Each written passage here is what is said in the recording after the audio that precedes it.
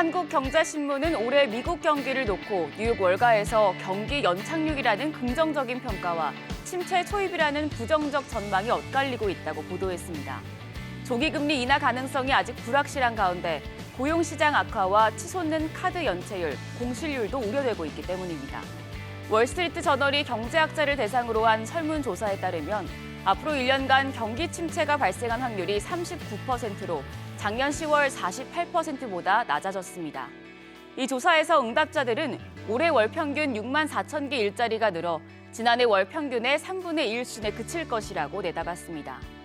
이런 가운데 지난해 3분기 기준 전체 카드 결제액 중 양 3.2%가 최소 30일 이상 연체한 것으로 나타났고 4분기 기준 지난해 미국 주요 도시 사무실 공실률은 19.6%로 1979년 집계 후 최고치를 갈아치운 상황입니다. 매일경제신문은 조선업 피크아웃 우려에도 새로 건조하는 선박 가격이 오르고 있다고 보도했습니다. 영국 조선해운 시황 분석기관인 클라크슨 리서치에 따르면 지난 12일 기준 글로벌 신조선가 지수는 181.04로 2008년 이후 15년여 만에 최고치를 기록했습니다. 올해 전 세계 선박 발주량이 감소할 것이란 전망 속에서 3, 4년치 일감을 쌓아둔 조선사들이 선가 협상에서 우위를 차지하고 있다는 점이 선가 상승의 주요 원인으로 분석됩니다. 이에 따라 친환경 선박 등 고부가 가치 선박의 선별 수주에 나선 국내 조선사 전략이 탄력을 받을 전망입니다. 업계는 올해나 내년에 암모니아 추진선이 본격 상용화될 경우 무탄소 연료인 암모니아의 수요 증가로 대형 암모니아 운반선인 VLAC 발주가 늘어날 것으로 보고 있습니다.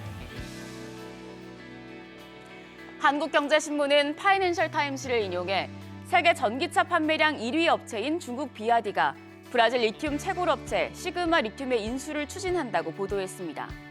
파이낸셜 타임스에 따르면 비아디에서 남미 사업을 총괄하는 알렉산더 발디는 지난달 상파울루에서 아나카브랄 가드너 시그마 리튬 최고 경영자와 만나 공급 계약 체결을 넘어 합작 법인 설립 또는 인수 등을 논의했다고 밝혔습니다.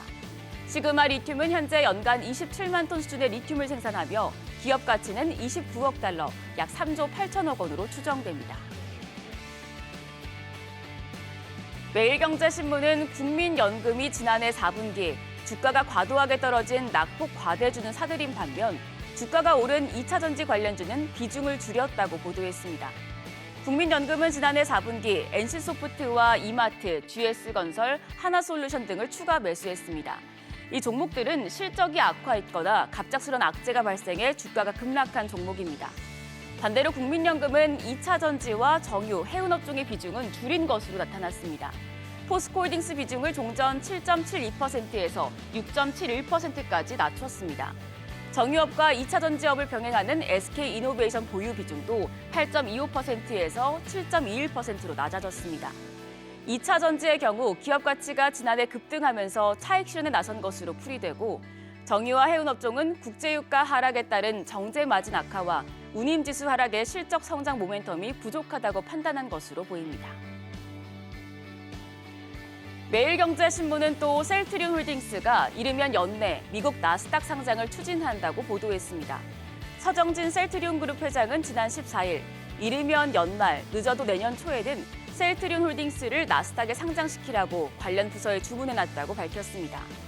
그리고 나스닥 상장으로 확보한 자금 중 5조 원을 시드머니로 활용해 글로벌 헬스케어 펀드에 출자할 계획이라며 여기에 해외 투자자들을 대규모로 유치해 100조 원 펀드를 결성할 방침이라고 전했습니다.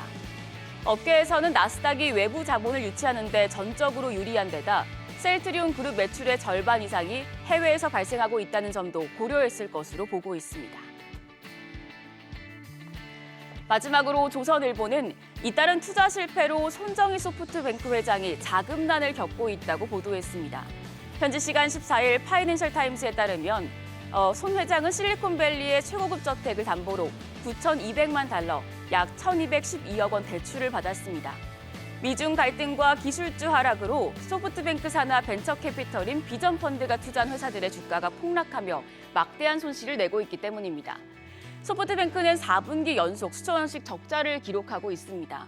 가상자산 거래소인 FTX 그리고 SNS 플랫폼인 IRL 등 이어서 막대한 자금을 투자했던 공유 사무실 스타트업이죠.